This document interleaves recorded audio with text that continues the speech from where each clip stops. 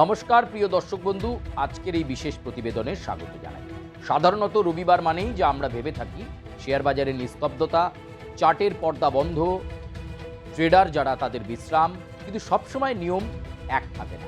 সেই ব্যতিক্রমী ইতিহাসেরই অংশ হতে চলেছে আসন্ন বাজেট, যখন দালাল স্ট্রিট সপ্তাহান্তের নীরবতা ভেঙে খুলে যাবে বাস্তব সময়ের মধ্যে। দালাল স্ট্রিটের ইতিহাসে এমন মুহূর্ত খুব কমই আসে। কয়েক দশকের ব্যবধানে বলা যায় দ্বিতীয়বার, শেষবার 2020 সালে। ইউনিয়ন বাজেটের জন্য রবিবার খোলা থাকছে ভারতীয় শেয়ার বাজার।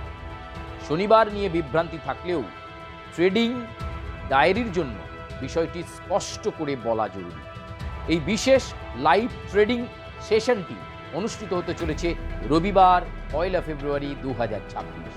এই তথাকথিত সানডে শিফট কেবল ব্যতিক্রমী কোনো সিদ্ধান্ত নয়, বরং তাৎক্ষণিক প্রাইস ডিসকভারি করার নিশ্চিত করার একটা জায়গা।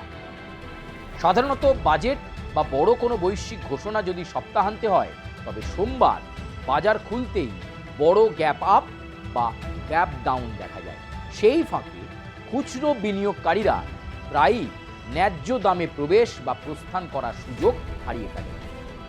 অর্থমন্ত্রীর বাজেট বক্তৃতার সময়ই বাজার খোলা রাখার মাধ্যমে এক্সচেঞ্জগুলো সূচককে বাস্তব সময়ে খবর গ্রহণ ও প্রতিক্রিয়া জানানোর সুযোগ দিচ্ছে, যাতে সিদ্ধান্ত আর দামের মাঝে কোনো অপ্রয়োজনীয় দূরত্ব না থাকে। তবে মনে রাখতে হবে, রবিবারের বাজার খোলা মানেই সবকিছু স্বাভাবিক হবে এমনটা কিন্তু নয়। এই বিশেষ ট্রেডিং সেশনের নিজস্ব ঝুঁকি ও আলাদা নিয়ম আছে। বাজেট বিল বাজারে প্রতিধ্বনিত হওয়ার সাথে সাথেই কি হতে পারে তার আগে এই সম্পাদকীয় গাইডটি আপনাদের মাথায় রাখা অত্যন্ত গুরুত্বপূর্ণ। উইকেন্ড ট্র্যাক ট্রেড করার আগে অবশ্যই ভাববেন, প্রয়োজনে 100 বার খতিয়ে ভাবুন।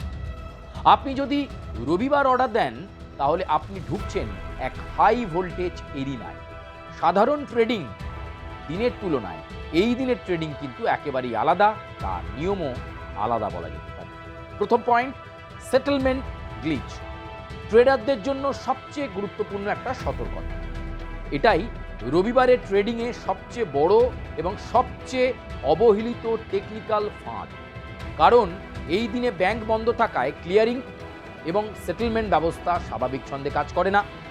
বাইরে থেকে বাজার যতই খোলা এবং সক্রিয় মনে হোক না কেন, ভেতরে ভেতরে টাকার চলাচল থেমে থাকে এবং সেটা অত্যন্ত মন্থর, ধীরে হয়ে যায়। এই পরিস্থিতিতে কার্যকর হয় তথাকথিত লকড ফান্ডস। শুক্রবার অর্থাৎ 30শে জানুয়ারি ইন্ট্রাডে বা ফিউচার এবং অপশন ট্রেড থেকে যে লাভ হয়েছে তা রবিবার নতুন করে ব্যবহার করা যাবে না। মার্ক টু মার্কেট হিসেবে সেই গেন আপনার অ্যাকাউন্টে দেখালেও বাস্তবে নেই। অর্থ দিয়ে রবিবার শেয়ার কেনা সম্ভব নয়। অনেক ট্রেডার এখানেই ভুল করছেন। অ্যাকাউন্ট ব্যালেন্স দেখে অনেকে অর্ডার দেন, কিন্তু সেটি কার্যকর হয় না। এর সঙ্গে যোগ হয় পে ইন ও পে আউটের দেরি। রবিবার করা ট্রেডের সেটেলমেন্ট সাধারণত সোমবার বা মঙ্গলবার গিয়ে সম্পন্ন হয়। শুক্রবারের ট্রেডের সঙ্গে অর্থাৎ রবিবারের লেনদেনে সঙ্গে সঙ্গে নগদে রূপান্তরিত করা যায় না। তাই যদি কেনার পরিকল্পনা থাকে, তবে আগেভাগেই অ্যাকাউন্টে নতুন ক্যাশ রাখা অত্যন্ত জরুরি। নইলে ঠিক সুযোগের মুহূর্তে টাকার অভাবেই ট্রেড হাতছাড়া হয়ে যেতে পারে। এই বিষয়টা আমাদেরকে মাথায় রাখতে হবে। Volatility, the algo whiplash. রবিবারের ট্রেডিংয়ে ভোলাটিলিটি বা অস্থিরতা শুধু স্বাভাবিক নয়, প্রায় অনিবার্য। আধুনিক বাজারে অ্যালগোরিদমগুলো নির্দিষ্ট কিছু কিওয়ার্ডের ওপর প্রোগ্রাম করা থাকে। ফলে অর্থমন্ত্রীর বাজেট ভাষণে একটিমাত্র শব্দই মুহূর্তের মধ্যে বাজারের যে দিক সেটাকে ঘুরিয়ে দিতে পারে। ক্যাপিটাল গেইনস ট্যাক্স এক গুচ্ছ উচ্চারিত হলেই সূচক কয়েক সেকেন্ডে 300 পয়েন্ট পুড়ে যাওয়াও আবার অসম্ভব নয়। আবার অপরিবর্তিত শব্দটি শোনা মাত্রই বাজার একই গতিতে 400 পয়েন্ট ঘুরে দাঁড়াতে পারে।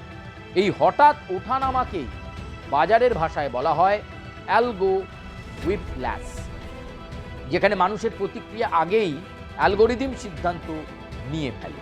ফলে এই দিকটাও যারা এই দিন বাজেটের দিন ট্রেডিং করছেন তাদেরকে মাথায় রাখে। কৌশল: এই ধরনের অস্থির পরিবেশে ট্রেড করার সময় কৌশল আলাদা হওয়া জরুরি। মার্কেট অর্ডার এখানে বড় ঝুঁকির কারণ হতে পারে। ক্র্যাশ বা হঠাৎ স্পাইকের সময় মার্কেট অর্ডার শেষ ট্রেডেড প্রাইস থেকে অনেক দূরে এক্সিকিউটেড হয়ে যেতে পারে, ফলে প্রত্যাশার তুলনায় অনেক খারাপ দামে ট্রেড সম্পন্ন হয়। তাই এই দিনে সংযমী, কৌশলী, নিরাপদ। শুধুমাত্র লিমিট অর্ডার ব্যবহার করুন, যাতে দামের ওপর আপনার নিয়ন্ত্রণ বজায় থাকে। মাথায় রাখবেন এই পয়েন্টটি। এবার হচ্ছে লিকুইডিটি সমস্যা। রবিবার ট্রেডিংয়ের লিকুইডিটি একটি বড় অনিশ্চয়তার কারণ হয়ে দাঁড়াতে পারে, কারণ এই দিনে অনেক বড় প্রতিষ্ঠান, বিনিয়োগকারী এবং একাধিক সাব ব্রোকার সম্পূর্ণভাবে সক্রিয় নাও থাকতে পারে। বাজার খোলা থাকলেও অংশগ্রহণকারীর সংখ্যা তুলনামূলক কম থাকায় লেনদেনের গভীরতা হ্রাস পায়। এর সরাসরি প্রভাব পড়ে দামের উপর। বিশেষ করে মিড ক্যাপ এবং স্মল ক্যাপ শেয়ারে বিড ও আস্কের ব্যবধান অস্বাভাবিকভাবে বেড়ে যেতে পারে, যাকে বাজারের ভাষায় বলা হয় ওয়াইড স্প্রেড। এই পরিস্থিতিতে তাড়াহুড়ো করে নেওয়া কোনো সিদ্ধান্ত ট্রেডারকে এমন অবস্থায় ফেলতে পারে যেখানে চাইলেও সহজে ট্রেড থেকে বেরোতে আপনি পারবেন না। তাই ঝুঁকি কমাতে এই দিনে উচ্চ লিকুইড স্টকেই সীমাবদ্ধ থাকা বুদ্ধিমানের মতো কাজ হবে। নিরাপদ দিক থেকে দেখতে গেলে নিফটি 50-এর মতো বড় ও লিকুইড শেয়ার ট্রেডে আটকে পড়ার আশঙ্কা অনেকটাই কমিয়ে দেয়। এবার 4 number point, buy the rumour, sell the news.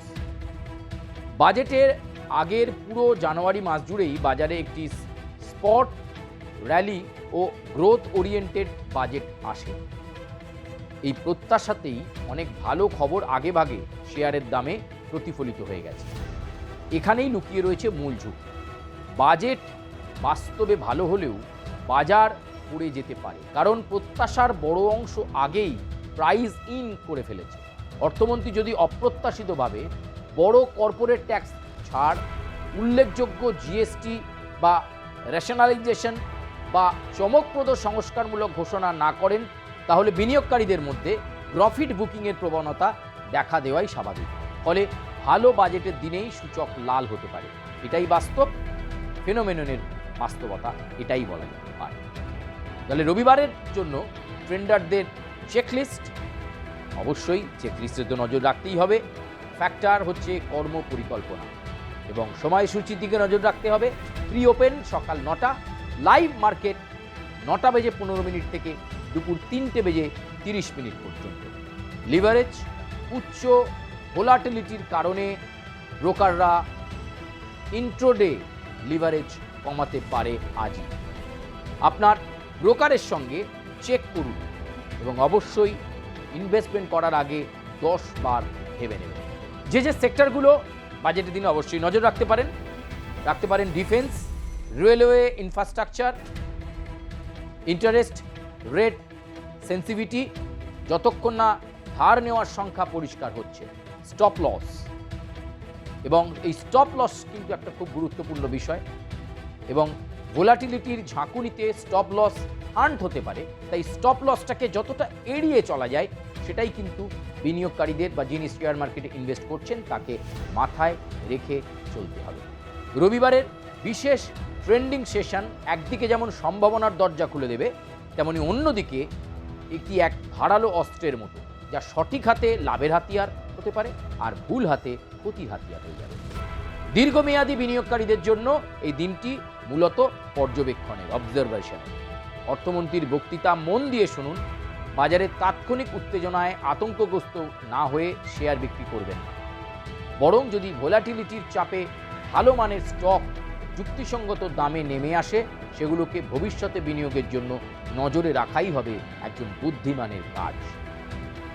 ট্রেন্ডারদের ক্ষেত্রে ছবিটা আলাদা।